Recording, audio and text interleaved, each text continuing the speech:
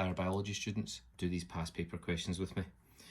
Number 18 says the diagram shows the direction of impulse transmission through a hand when the fingers are being used to type in a keyboard. Okay, we can see the direction of the impulses travelling along there. The fine motor control of the fingers occurs because of, now what is happening here? Well, we see one neural pathway dividing up into several neural pathways, okay, and that means that they can send the signal to several destinations from this one original signal. And that's an example of a diverging neural pathway. Number 19,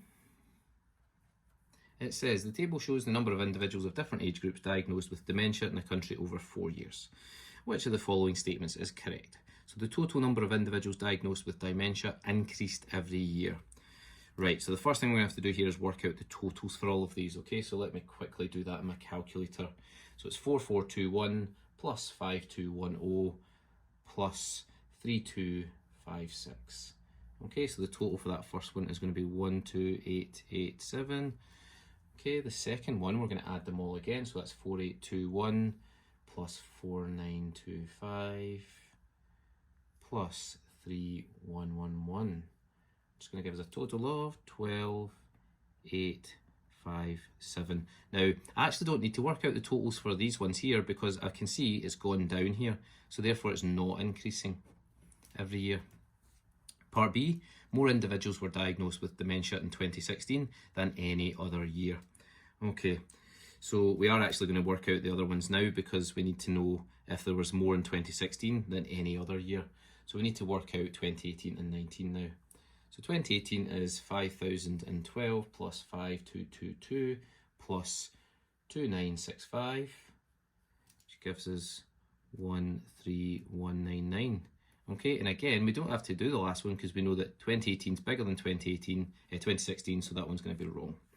C, more individuals aged 51 to 80 were diagnosed with dementia in 2019 compared to 2016. So 51 to 80, that's going to be this group here and this group here combined. Okay, so we'll add those together. So that group there is going to be, what are those combined? They're going to be 631. Okay.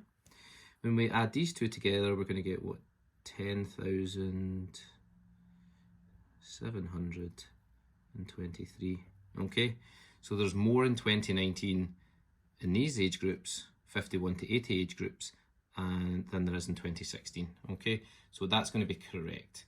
And we would obviously just check that last one's not right. More individuals were diagnosed with dementia between ages of 51 to 65 than any other categories. So we'd add all of those up and we would see which is got the largest total. Now over 80, we can see just without even adding them up, the numbers are lower there. So that's going to be lower than the other ones, okay?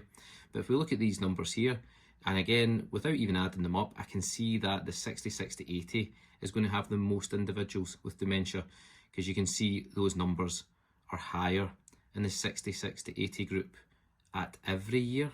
So therefore the total is going to be greater. So we know that one's going to be false there for D. Okay folks, I hope that helped. Join me in the next one.